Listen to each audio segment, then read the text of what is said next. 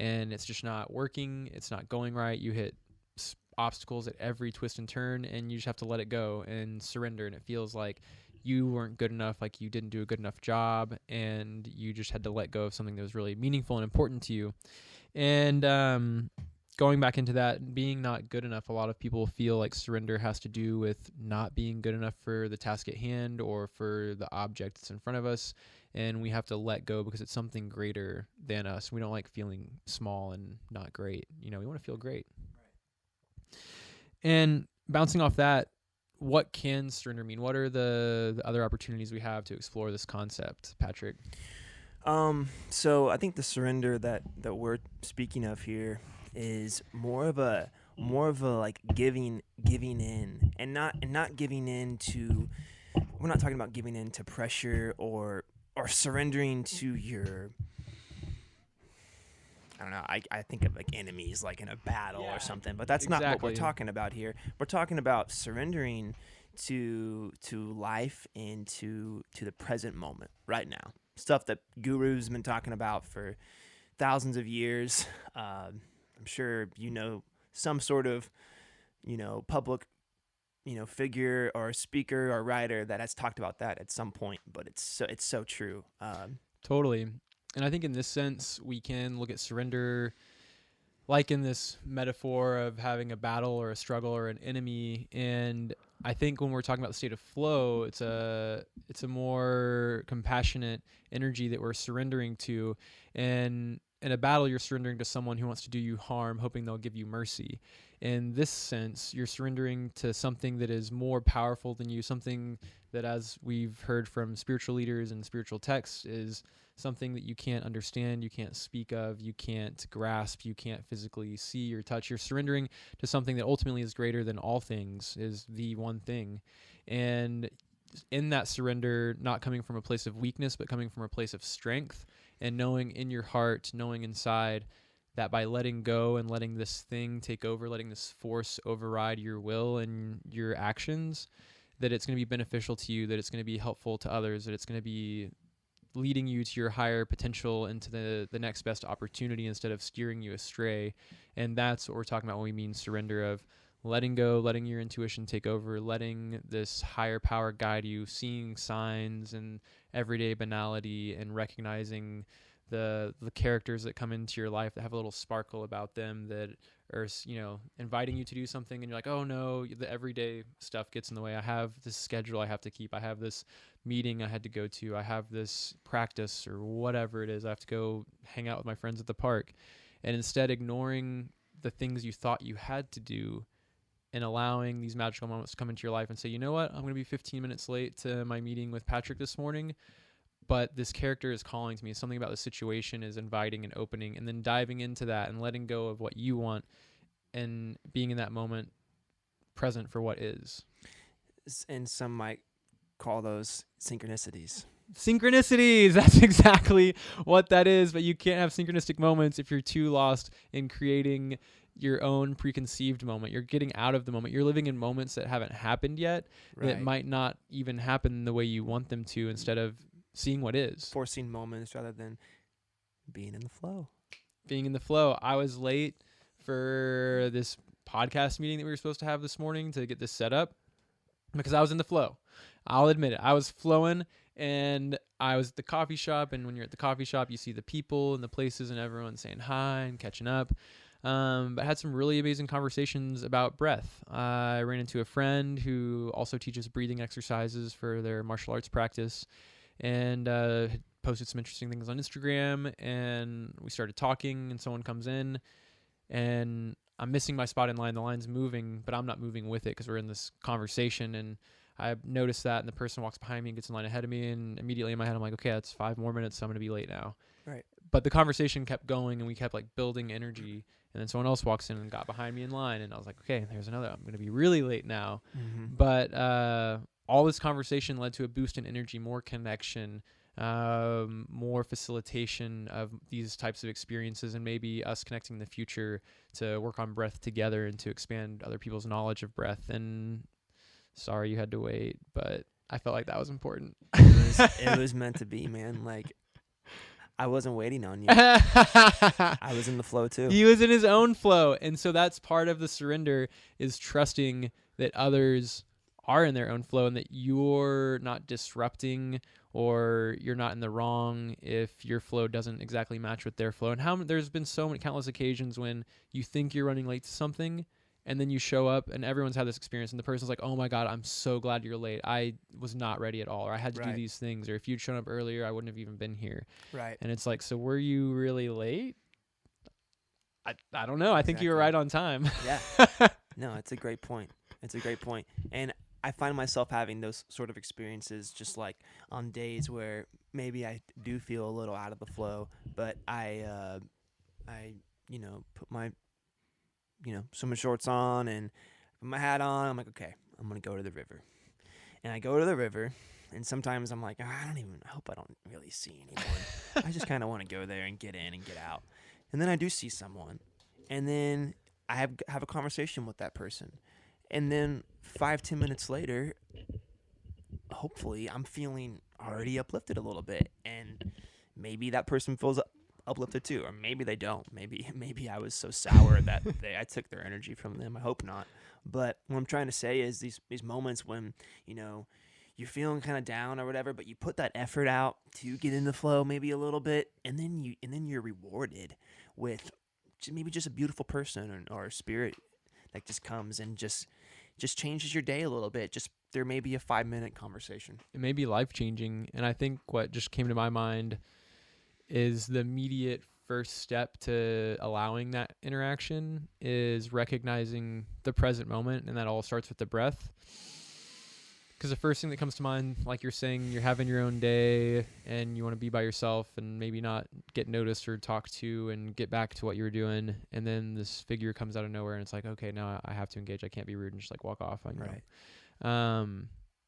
And stopping in that moment and taking a breath and relaxing into the moment instead of thinking forward to, well, I have to go do this or I have to go. Because when you're doing that and you're talking with someone, you're not talking to them. You're already gone in your mind. Your mouth is on autopilot. Like, yeah, Mm-hmm. okay, no, that's cool, yeah.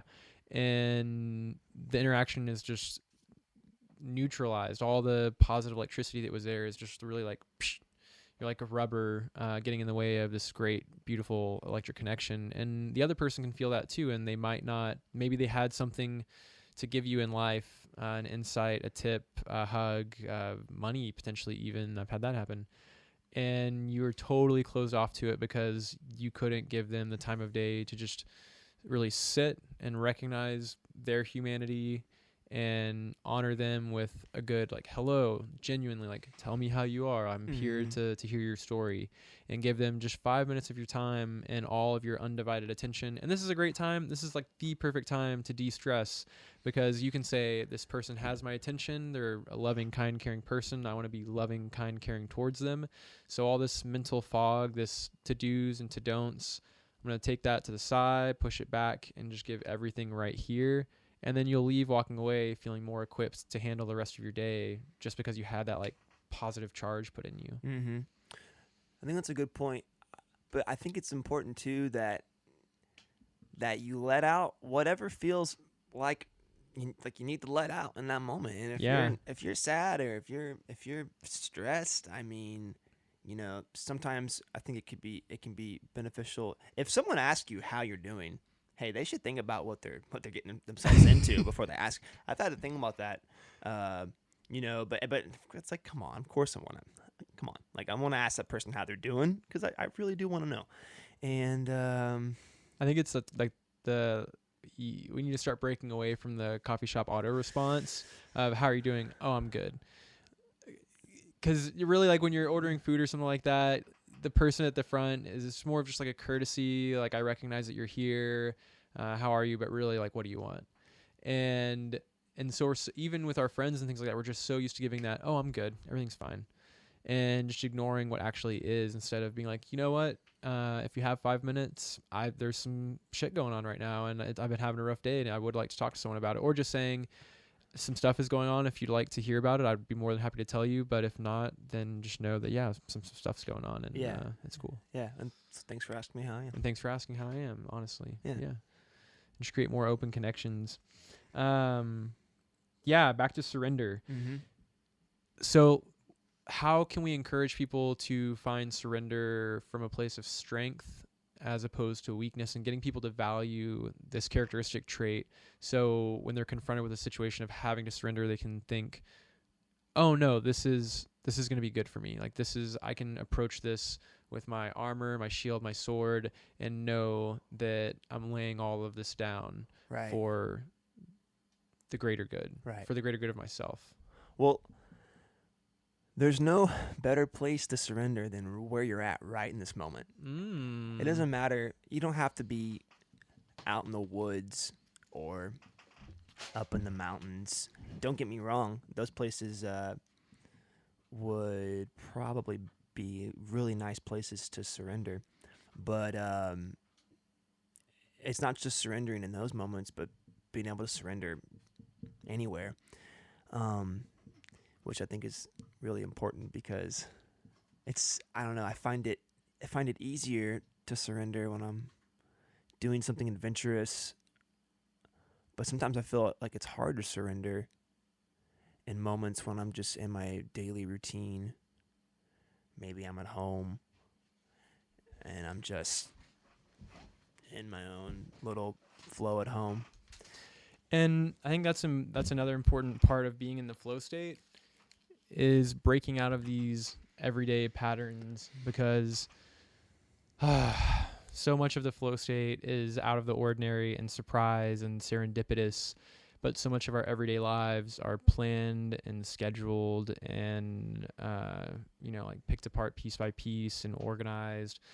And the flow state is absolute chaos. It's crazy, wild, adventurous, but it's controlled chaos. It's there is a guiding force to this chaos. It's like divine chaos, because it's the chaos you are creating around yourself. And think of it like a random number generator, and all of these numbers are just popping around you all the time. And if you're writing lottery tickets for bad numbers, with things like hate and greed and anger and lust and control, and those numbers are going to start popping up, and you're going to get closer to hitting the lottery.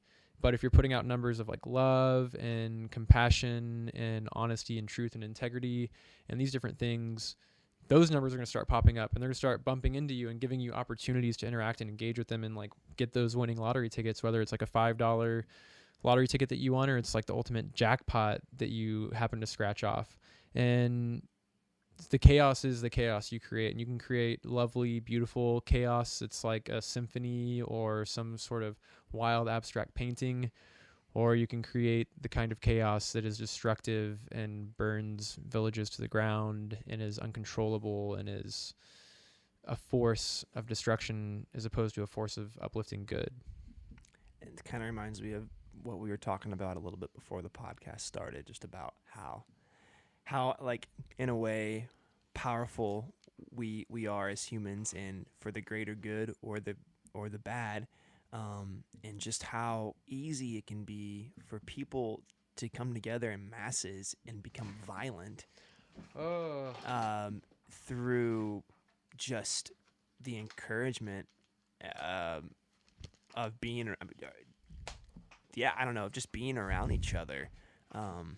Well, the opposite, is also true. If I'm in the flow state and I'm directly engaging with people around me, I'm sharing that state with them. We're always sharing our state of being. When you walk into a room and you had a really bad day and you're not with it, you're not even present, your friends know, people know, they can tell. So you really bring your state to the table, and everyone gets to experience that for greater good or not. And so if you're always bringing your flow state to the table, you're always opening up people to that state, or extending that to them to let them join in your flow and hopefully find their flow. Mm-hmm. And the more of us that are in the flow, the more we get together to flow, it just gets bigger and bigger and bigger, until it's like this opposite effect where you get people together not to do good, and they do worse and worse and more horrible things. You get people together that are about connectivity, that are about synchronicity, that are about the altruistic higher good for all people, all things. Then these things just start. It's not even like it has to happen, or it's a force that you have to push. Things just happen, and it's pretty magical.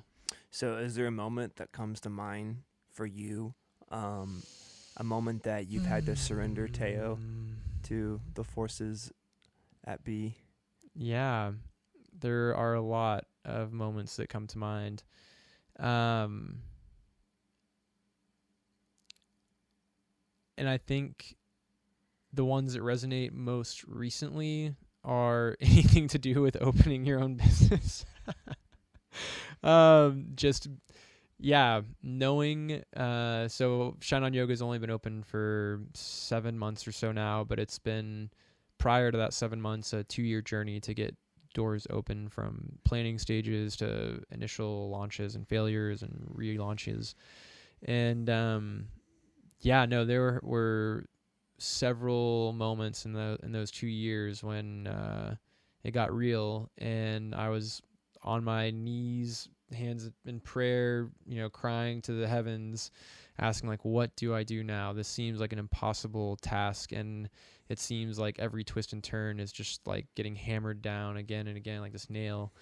And fortunately, there were people around me to encourage me and remind me, like, no, what you're doing is good. This has power behind it that is beyond you, and whether you want it to succeed or not, it's going to.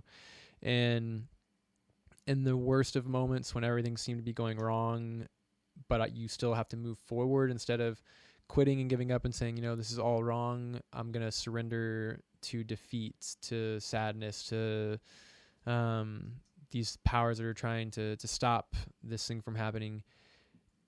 Or you can surrender to the other side, that is, that this is a force of good in the world. That that there's love and support and caring behind this project. And if you can trust in those things and just pick your feet up and put one in front of the other and just do the next right thing, and keep going, that you literally have to take that leap of faith. And there's all these people standing around the edge of the cliff, and no one wants to jump because you don't know what's going to happen. There's clouds. You don't know how far down it is. You don't know if anything's going to catch you. It's certain death. What it appears to be. But someone told you that if you took that leap, that every wish and desire you had would come true. But no one wants to do it. And so you take that leap. You jump off the cliff. You throw yourself out there, saying, "I could lose it all today." Literally everything. And knowing that through your positive intention, that something will be there to catch you. Not knowing what it is, not knowing what shape or form it may take, but trusting in the process. And I think I'm still being caught every day. I think all of us are, Yeah. I mean, how it's like for you in Map Studios. Yeah. What's that journey been like? I mean, and I'm not just saying this because we're just here in the same room together, but all the struggles that you've gone through with Shine On have been a lot of influence to me. Not just the struggle, but everything that you've overcome with it. And it's really admiring, and so I have big dreams here myself, but just, lately I've been trying to surrender to just like surrendering to knowing that no matter what, it's going to be okay. If you're not dead, it's okay. It's going to be okay. And I think right now I have a lot of expectations for my business and where I want it to be and what kind of space I want it to be in. But, so right now I'm just trying to surrender to the universe that no matter what happens in the next couple months, with maybe I stay in this space, maybe I go to another one, no matter what, it's going to be the right decision. And I'm going to have to, commit to that. But just surrendering, knowing that it's going to be okay, even if you feel lost in that moment, and maybe you are, but I'm going to get real like esoteric here, but what is the right decision ever? What is lost? Because we talk about a lot. I mean, the main thing we got to do in life is breathe, drink water, eat every once in a while. Every so often, yeah. Now, sure, are we going to be a productive member of the United States of America if we do that? depends on what you're doing with your time, I guess. Yeah. But what I'm getting at is that surrendering to wherever you're at right now, and even if it's maybe not where you expected you would be. Let's check in with our online audience. Anyone who's watching the podcast live now, drop us a like or a comment, give us a wave. Let us know if you can Dave. even hear us, because the microphones we're talking into actually aren't audible to you guys. They're only audible for us at the moment.